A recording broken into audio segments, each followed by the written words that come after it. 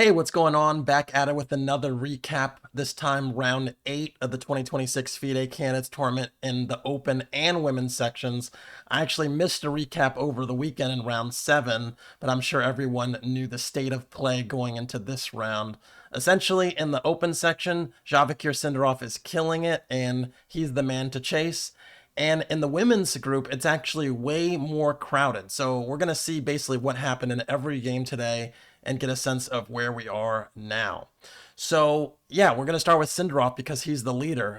Going into this round, he had 6 out of 7 points. That's right, 6 out of 7. So clear a point and a half ahead of the field, and he had the black pieces today against Andrei Esipenko. So he didn't really need to do too much. He just needs to ensure he doesn't lose.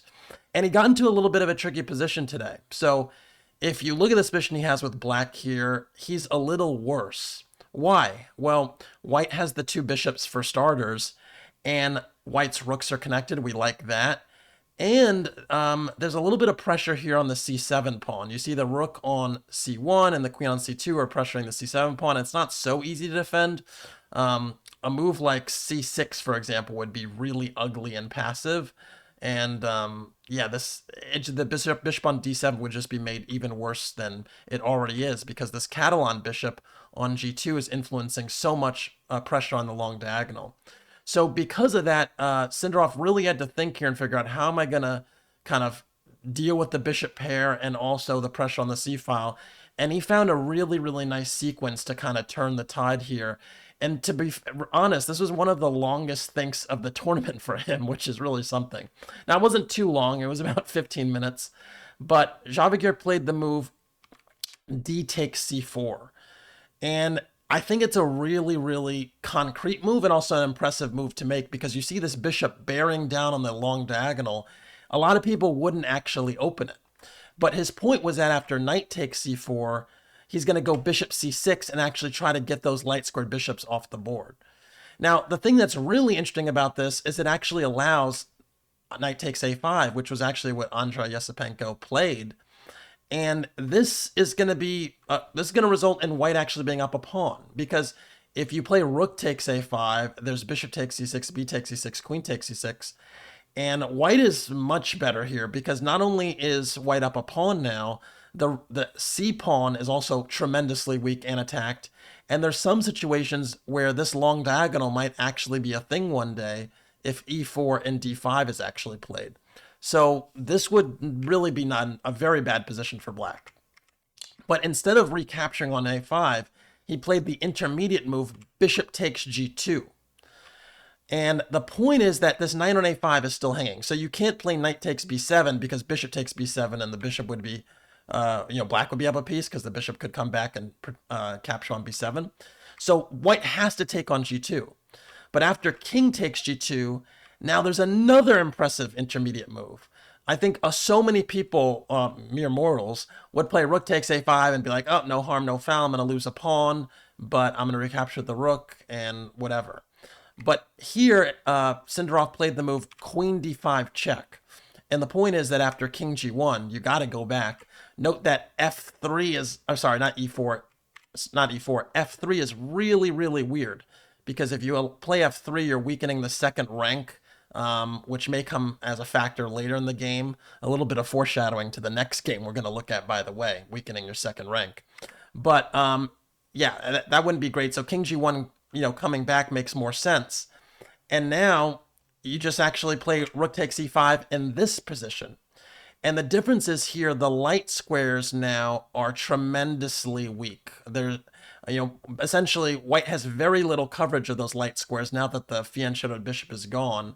And even though white can take a pawn now with queen takes c7, after h5, again, a very, very active move, you can see the issue with the light squares. This queen is bearing down on this diagonal. It's now the black queen, that is. h5, h4, h3, creating that thorn pawn, could potentially create an X marks the spot checkmate at some point.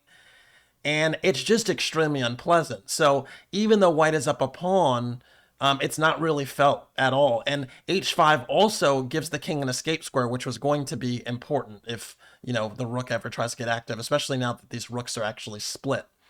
So Andre took a long thought here. He thought for 24 minutes after the move h5, and he decided to pull the emergency brake and play the move queen e5. And now you're actually inviting a queen trade, which of course Sindrov is not going to accept. But after queen d8 retreating and having to defend the rook, we saw repetition with queen c7, queen d5, queen e5, and queen d8. And one more set of moves there, and then they agreed to a draw by 3-move repetition. Now, again, this was kind of a nothing draw in some ways, but I just think it just goes to show the form that Sindrov is in, that even if he was under a little bit of pressure, he really, opened the right door. If there was door number 1 of passivity and door number 2 of activity, he decided to be down a pawn but be active instead of being even material and passive. And it's just a really, good lesson that all of us can learn sometimes, that the material factor is not the most important factor in positions, even when you're trying to hold them.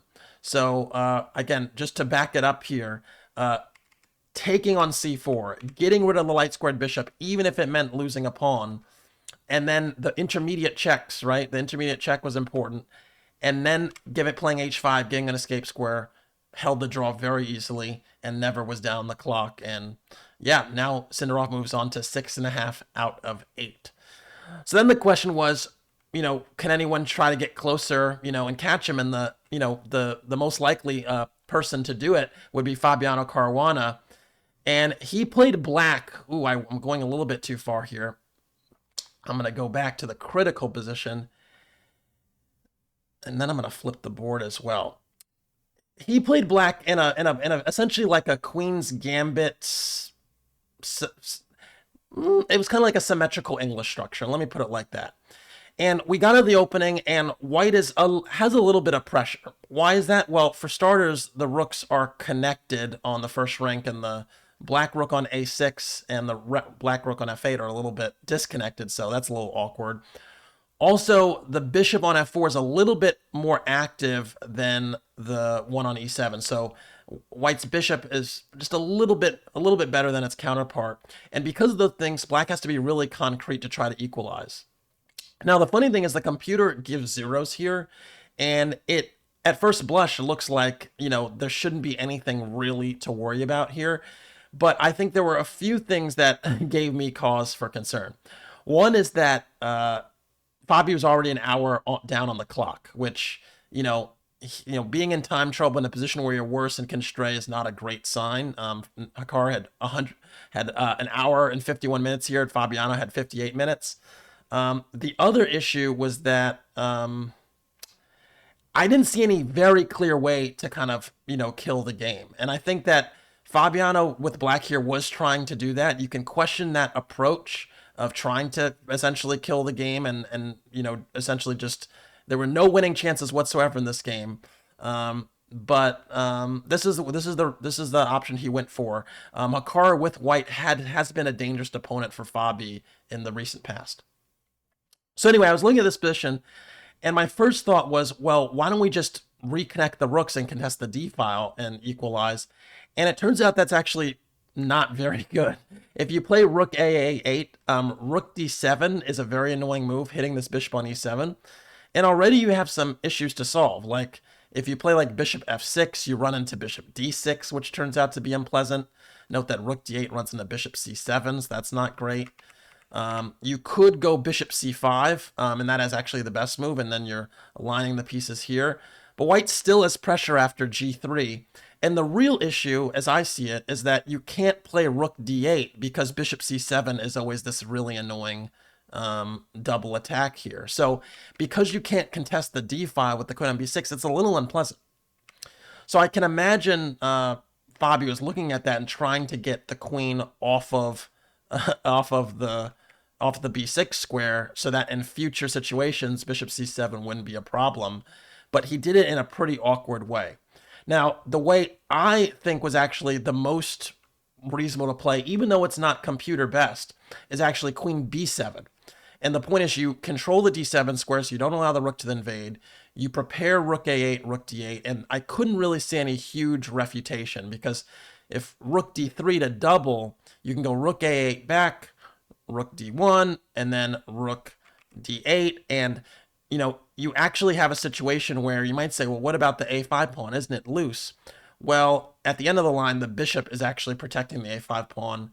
And even if it was hanging, queen b1 is mate because the white king has back rank issues. So it turns out that queen b7, to me, I think was the cleanest way to play. Fabi actually played the best move according to the engine, but I really don't like it. So queen b5 was played, challenging that queen. What's better than to, challenge it with tempo? And Hikaru did not trade queens. He went queen c2 back.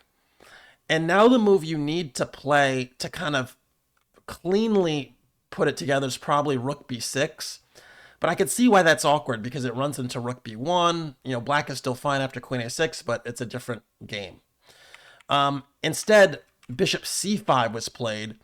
And the issue here, as I see it, is this rook on a6 is still awkward and split and not very good. And you're going to have to solve that problem, especially with white invading potentially on the open file, the open d file.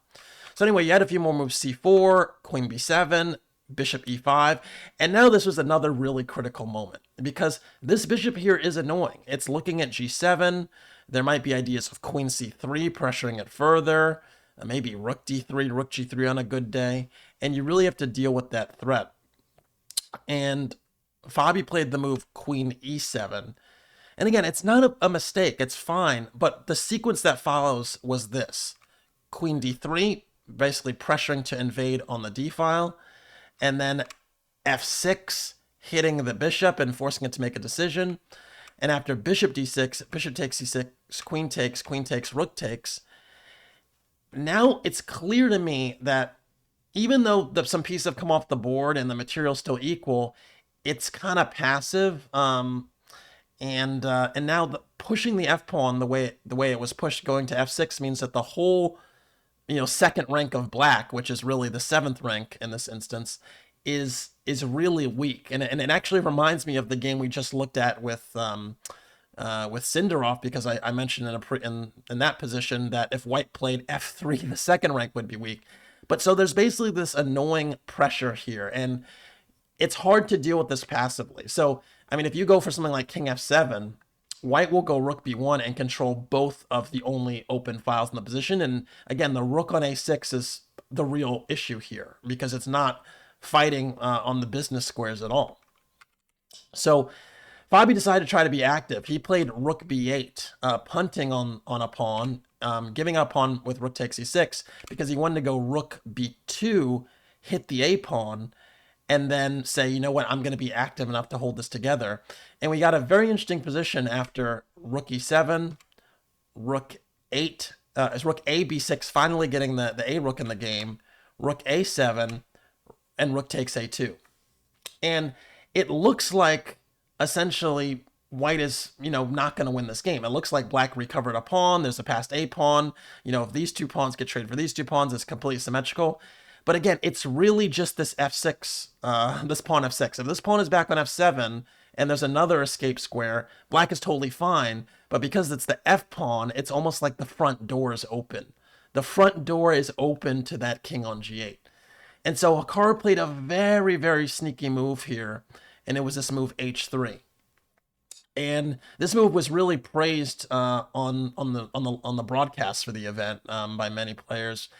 And it's a really good move because it just throws the ball back into black's court to make a really good defensive decision. And there aren't many good ones. And at the same time, it solves the escape square problem that white has. So now white is ready to get active with the rook and start to challenge this black king.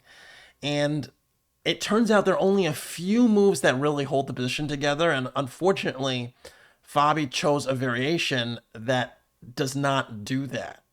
And so the move that you need to play, and it's, again, not an easy decision to make, is to play rook a b2 and actually give up the pawn you just won back.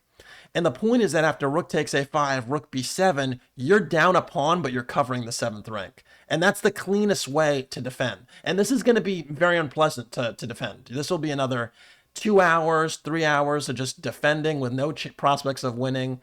But that was necessary to get the rook off of the seventh rank. Fabi decided to keep that pawn and and essentially try to be aggressive. And he played the move h5. And the point is that after White's rook got active with rook d1, he was counting on having a counterplay with rook b2 and saying, you can get active on the 7th rank, but I'm going to get active on your 2nd rank and have more than enough counterplay to defend. What he missed, in my view, is that White does not need to double on the 7th rank right away. I think what he was counting on was rook d7, when after rook takes f2, rook takes g7 check, and king f8, you really have to remain tethered to the g2 pawn, and there's no way to kind of untangle, because if you play like check on f7, king e8, you can never play like rook h7 to get around, because rook takes g2 is always an issue. So this rook can't permanently be an offensive piece, and if the other rook goes back to a7, you just go king f8 back and you have some type of repetition. Instead, Hikaru played the best move here, and only took him a minute to play, and I think it's not a hard move, it's just something that from afar maybe was tricky, and that's rook d8 check. And the point is that now the king has to go to h7, and after rook d7, there's a difference. The difference is that after rook takes f2, rook takes g7 check, and king h8, you actually can have a situation where the rooks are slightly better placed to attack and defend at the same time. And you can do that by going rook h7 check, king g8, rook a g7 check, king f8, rook f7 check again, king g8, rook g7 check, king h8, and then rook g6. And if you compare this position of the rooks with the position of the rooks here, let's say after this position, the difference is that these rooks aren't defending and both attacking the weak pawns. In the position in the game, if we go over here, you have a position where this pawn is defended, but the f6 pawn is also under heavy fire, and in some positions the h5 pawn will be under heavy fire. And the issue is the rooks are attacking and defending at the same time. And the other thing is the king is now kind of in a box. When the king was on e8, it sometimes has more security. But the issue is here, the king couldn't go to e8 in the variation because it actually allows rook b7. And the problem is after rook takes g2, shockingly, you can run your king all the way to b1. And only when it gets there, one of these rook moves is going to be checkmate. Rook h8 or rook b8 is going to be mate. So it's kind of complicated, and I don't even know if I'm explaining this very well. But the bottom line is the variation that Fabi missed allows Hikaru's rooks to be better placed for attack and defense. And that is the difference, is that Fabi's counterplay along the 2nd rank just isn't enough. And so you get to this position, and it's sad because it's mostly forcing moves. And now White is just winning. Again, rook takes f6 is a threat. You know, once this pawn goes, c6 is an issue. If h5 goes, then and f6 goes, then White has 2 connected passers, and there's just not much you can do about it. And, you know, there was, some tenacious defense put on. There were a lot of moves played. The game did not end immediately. But you essentially had a position that's 3 versus 1. And if White is able to trade pawns under reasonable circumstances, it's over. And that's what happened. It is a little bit awkward because the king on h4 is out of play temporarily, but you get your rook to f4, threaten rook trades, and then once you're able to do that, you're able to get your king active. You mobilize it slowly but surely. You make progress. And once the pawn got to h5 and was covered by the rook, everything was protected, and Fabi actually resigned because you have a situation where the king is cut. It can't come close to approaching the e-pawn because the rook is there. It also can't attack the rook because the h5 pawn is covering g6. And now this king will mosey itself all the way to f6 or f7 and then only push the e-pawn. So if you're wondering like what happens if black checks, you have check, check, check. And it looks like you might be able, not king d6, king e6. It looks like you might be able to give checks for a while. But the point is, once you hide the king on f6, then you play e6 and cover it horizontally, and yeah, that's a wrap. Devastating for Fabiano. he was hoping that, essentially being a point and a half down, Sindarov draws a few games, I can, catch up, make up a half point here or there, and then I still have the head-to-head confrontation with him. So if I'm a point behind when the head-to-head confrontation happens, I have a chance. But this pushes him to being 2 points behind Sindarov with 6 rounds to go, which is just, it's hard, man. I mean, it's really hard to win games. And when he's getting more separation without even winning, it's even harder. So, we might look back and say this was the game that put Fabi out of it. But there's still 6 rounds to go, and there's still potential chances to do stuff. Tomorrow he will be playing Anish Giri in a very interesting clash, and that leads us to the third game of the round, which was a game that Anish played against Prague. Now, the snapshot I'm going to take here is actually from move 23, and you can just see white is clearly better. White's rooks are connected. We like that. Blacks are not. White has a really nice blockading knight. You can see like good knight versus bad bishop scenario unfolding here because this pawn is on d5 and can limit the scope of the light squared bishop in various ways. And this pawn e5 is a really, really awesome pawn complementing the knight on d4. Notice that with the knight and the pawn together, they basically control a lot of the squares on the 6th rank. And it also can potentially spearhead a pawn storm with f4, f5, or something to that effect in the future. And so you look at this position, and it's a clear 2 results game for white. And I'm just going to show you a few snapshots of what happened in at different moments later in the game, because that's essentially how it progressed. So this is move 23. Move 29, 6 moves later, you do have f4 played. You have the king tucked away so that there's no tactical pressure on the diagonal and everything's covered. Move 34, the pawns have been traded on the queen side. There's a pawn, a b pawn, but you still have this really devastatingly strong e pawn.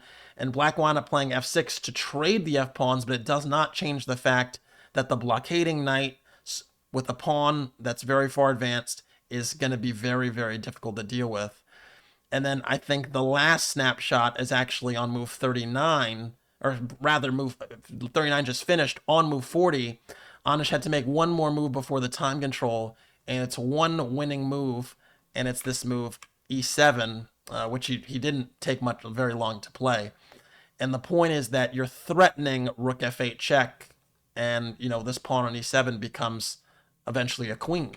And after e7, rook f8 check, we had a trade, and there was one last tactical shot, rook takes e4, which is nice because after d takes e4, you have this really nice move, queen f5 check. And the point is that if the king goes back to h8, queen f8, essentially gets a queen and wins the game. But if the king goes to h6, queen e6 check picks off the rook on c4. And last but not least, if the king, how do we put this? If the pawn goes to g6, sorry, not after queen f5 check, then there's queen f8 threatening to trade a queens. You have to go rook c8 to defend, and then there's knight e6, and this threatens knight g5 checkmate, and the pawn on g6 is actually entombing the black king. Not to mention the fact that queen can go to g7 and checkmate as well. So with that factor, with all those factors, just checkmate in 2 different ways, Prague resigned. And Anish won another game and is now on +1 with 4.5 out of 8. Excellent game by Anish. He's now tied for second place with Fabi, but a lot of work to do. 2 points down, 2 points behind Sindarov with 6 rounds to go is tough. So a lot of ground to make, and these guys are playing each other tomorrow. The guys in second place, Anish and Fabi, are playing each other tomorrow. And if there's a decisive result there, that'll probably determine who has the best chance to get after Sindarov in the remaining rounds. Last game in the open section is a really complicated one, and it looks really dangerous for Matthias Blubaum. Wei has the white pieces here, and he is attacking, and he is a dangerous attacker. He was actually known for being a really dangerous attacker in his youth before he became this more solid 2750 type of guy. But essentially, white is a rook down here, but has a very dangerous queen and knight combination against a king that has no pawns. Black is holding by a thread because the queen covers the f7 square, so there's no queen f7, queen h7 mate. And it's black to move, and they have to find a nice way to kind of hold things together. And it's tough because the rooks are split. We don't like that. They're also unprotected. And you can't make a move like rook f8 because it, again, runs into queen g6, queen h7 mate. And I think Blue Bomb really showed his defensive mettle here because he played the very not obvious knight takes d4. And it's very, very hard to move another piece away from where the action is, where your king is being attacked when you're under this type of pressure. But the really subtle point with knight takes d4 is actually that you're trying to bring the rook in to help defend. And it turns out that white has no moves to actually keep the attack going in a meaningful way. And so if white passes, let's say like h4, just to illustrate, now rook b6 would be winning because you cover the 6th rank, and there's no other checks right now that the queen can make that are useful. Again, the queen is covering f7, the rook's covering the 6th rank. That's pretty good defending. So white has to do something, but there's also no way to get the rook in. If rook takes e5, there's just rook takes e5. There's no real way to get the rook into the game. And so Wei actually opted to give another check.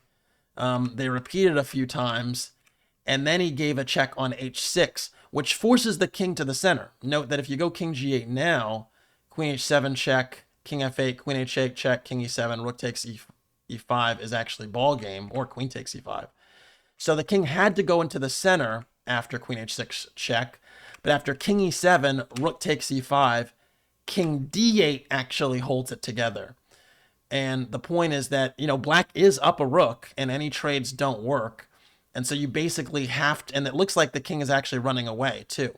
So you essentially have to, give her perpetual. And Wei did that with queen f6, king d7, queen g7, etc., etc.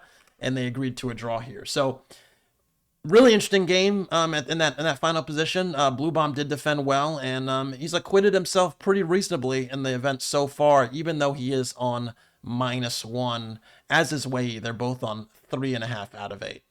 So bottom line, Sindarov did increase his lead today. He is 2 points ahead of his nearest competitors, and his nearest competitors are playing tomorrow, which I don't think he's mad at. So something's got to give. So on to the women's section. In the women's, Anna Muzychuk had a lead going into the round, and she had a real opportunity to widen that lead. So she has this position against Divya Deshmukh, and she's white, and it is a winning position. You can see right away that the king on h8 is entombed. There's a nice thorn pawn on h6.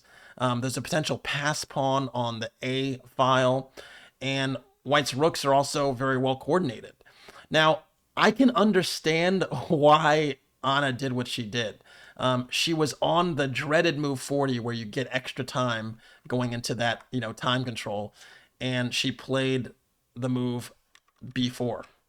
And I get it. With b4, you make sure your pass pawn is a protected pass pawn, and you kind of consolidate your position and punt on any kind of concrete decisions until you have that extra time. Because, at this moment, she actually had 42 seconds on her clock. It turns out there was a direct win, and it's a win with the move queen g7 check. Now, this would be a tricky move, again, for me to play because it's like I had this thorn pawn, and now I'm giving it up for the king to come to the center.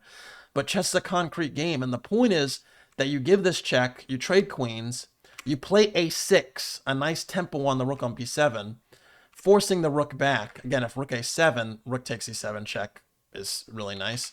And you trade a rook, which is the lone defender of this pawn queening.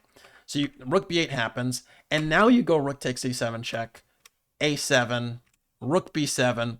And this is just a winning position because if black goes after the b pawn, you're going to have rook e7 and rook b8 happen. So there's no real way for black to, get out of a really defensive posture, and white will be able to improve and actually queen one of the queenside pawns. And so essentially here a move like rook c8 would be necessary, and then eventually just going to have rook e7 and rook takes b5, And once they're two connected pass pawns, it's just an easy win. And so that was the clear way to win the game, playing queen g7 check. Instead, Anna played b4. And this was the beginning of Divya's comeback. She put the rook on c4. Now she's hitting the b4 pawn. Another mistake. Mistakes come in bunches. Rooks got traded, but now the rook on b7 that was really passive becomes active, and all of a sudden the king on g2 is actually more airy than it was. Queen defended the invader square on c2, but now the h6 pawn is lost, and so now black is up a pawn, but you still have this asset on the a file. So it's like, how can white ever lose this position? Well, there were more misadventures. There was a rook trade. Queen g6 is a very important move, protecting the rook and threatening queen e4 check. There was a rook trade. There were some checks. And I think Anna, in her frustration, was like, I want to keep this game going. I don't want a repetition. I was winning the whole time. I'm not ready to accept a draw, because she decided to block and give up the b pawn. And giving up the b pawn meant you have one more pawn, this pride and joy to queen, but the position objectively is no longer winning. And the last kind of turn, if you will, was in a position where there's kind of shuffling. Like, white can always play queen b5, queen b7 and get a perpetual because the a pawn will be too strong. But Anna decided to play this very, very weird move when both of them were in impending time trouble again in the second time control, which was king h3. And the idea with king h3 is that you essentially have a situation where I guess you're trying to approach the h-pawn, but it doesn't work because this move queen g1. Oh my god, it's really dark in here. I gotta get a light on. Give me 1 sec. Okay. I got a light on. It's kind of dark in here. The point of this is that now you're threatening queen h1 mate, and this king h3 is a little careless, and you can't go like king h4 because queen h1 is still going to be a checkmate pattern because there's no escape squares on the G file, even on g5. So because of that, all of a sudden this queen g1 move, you're like, oh my god, I was winning, I was holding, and now there's mate in one. Like, what the heck? And this move obviously frustrated Anna because she kind of, just kind of crashed out a little bit. And instead of just taking the h-pawn and accepting, you know what, we're going to have a situation where I'm a pawn down, but I'm probably not going to lose. Queen f1 check is not easy to accept, but after king g4, queen takes, not king g4, rather, king h2, queen takes a6. There is a repetition here that you can muster with queen g8, king d7, queen e6, etc. No, king d8, queen g8 check is a repetition, so the king would have to go to c7, and then after queen e8, there's no way to defend this pawn e7. She instead decided to play a7. And now you've given up both your queenside pawns, and you traded the rooks. You had all these chances, and now it just kind of evaporates. And it's panic. It's panic and frustration, disappointment, all wrapped up in one. And somehow, some way, we got a position where, after many, many more moves, Divya found herself in a situation. It's the first time really mentioning her name in this whole game recap, where her pawns are protected. She's up a pawn, and if she's able to take the d5 pawn, it's over. And in severe time trouble, essentially, a queen trade came on the board, and that was it.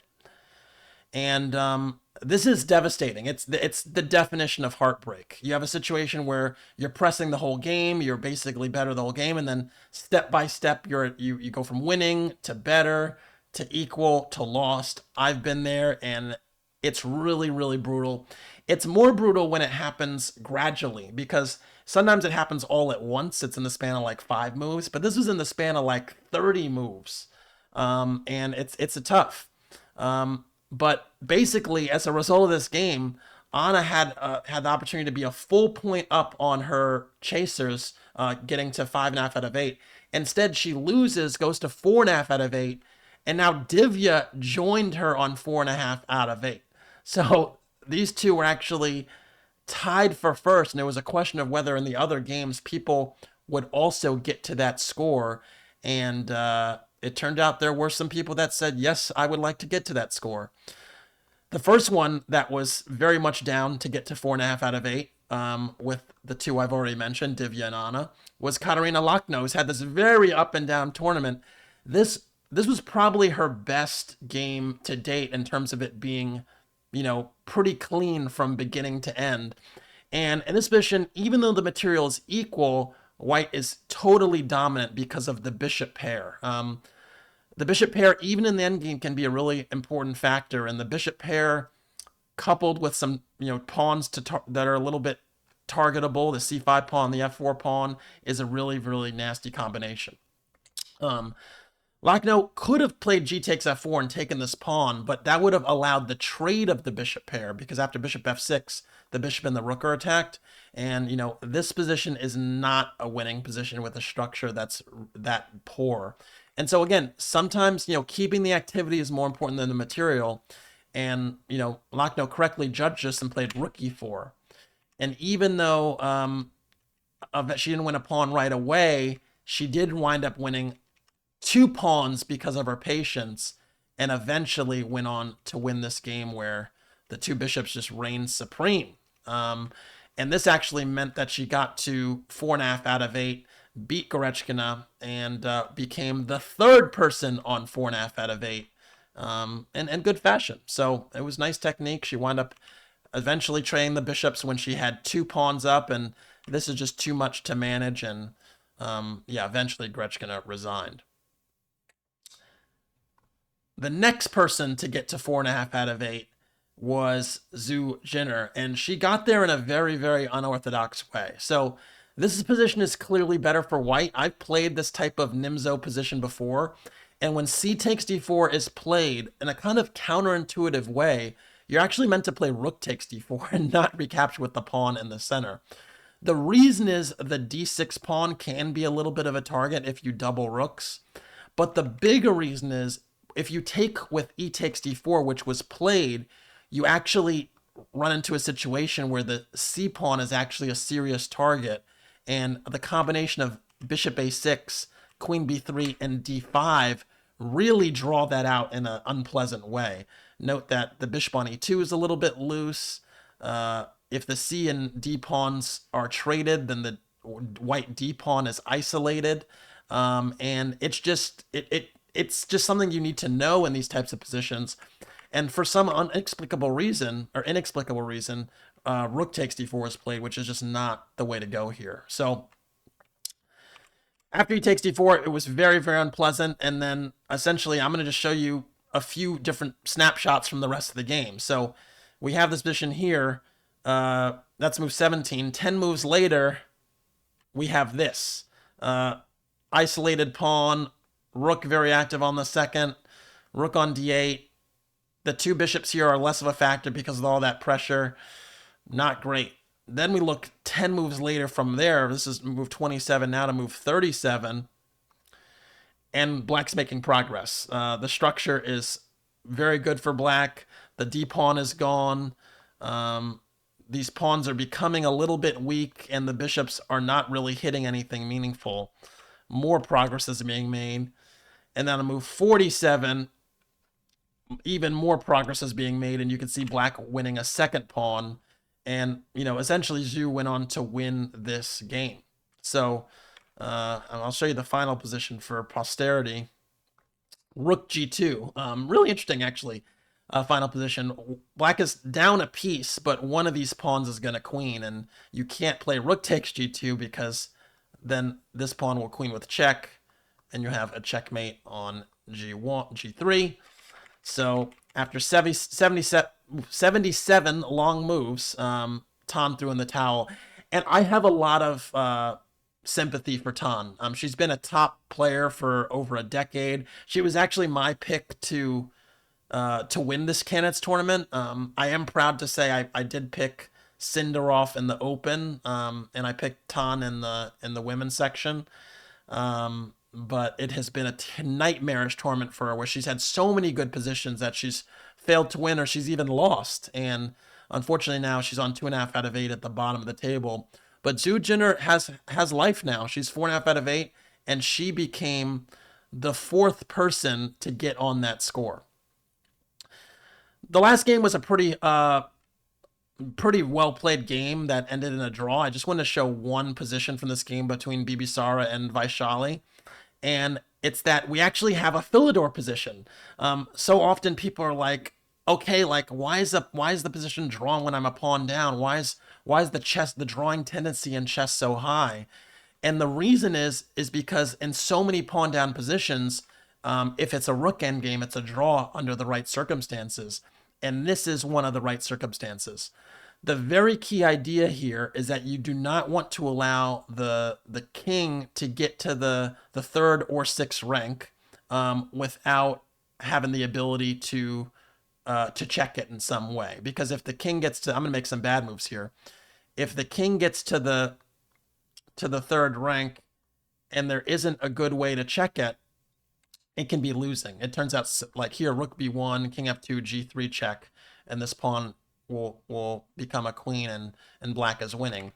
And so what you do in the Philidor position is you actually ensure that the extra pawn they have has to hit the third rank first, and then the king has to follow. And what that enables you to do is once that pawn hits the third rank, once you force it forward before the king goes, you can actually check from behind. And so this is what happened. Rook a3 was played, stopping the king from approaching the third rank. And then now when black plays g3, you go rook a8. And now when the king approaches the third rank, threatening checkmate in one, you just check from behind. And it's check, check, check, check.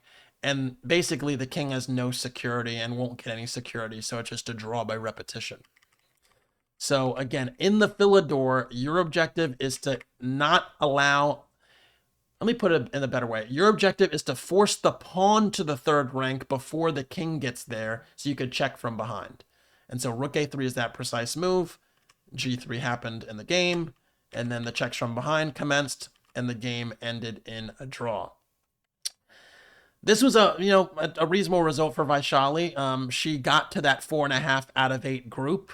Bibisara is on 3.5, but we essentially have a really packed women's section. The standings for this one right now. You ready for this? We have Zhu Jinner with 4.5. We have Anna Muzichuk, the one that experienced crazy heartbreak, with 4.5. We have Katarina Lochno on 4.5. We have Deshmukh on 4.5. We have Vaishali on 4.5.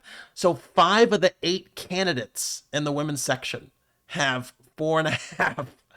And then 6th and 7th brace have 3.5. And it's really only Tan Zhongyi that has 2.5. She's the really only one out of it. But basically, there are 7 out of 8 players that have real reasons to think they can win this tournament. And that means it's going to be a really interesting second half. So I look forward to it, even if the men's the opens group is not killing it. But yeah, we're going to have some interesting games for another week or so. So anyway, thanks for watching. I know it was a long one. I will be with you again tomorrow. All right, peace.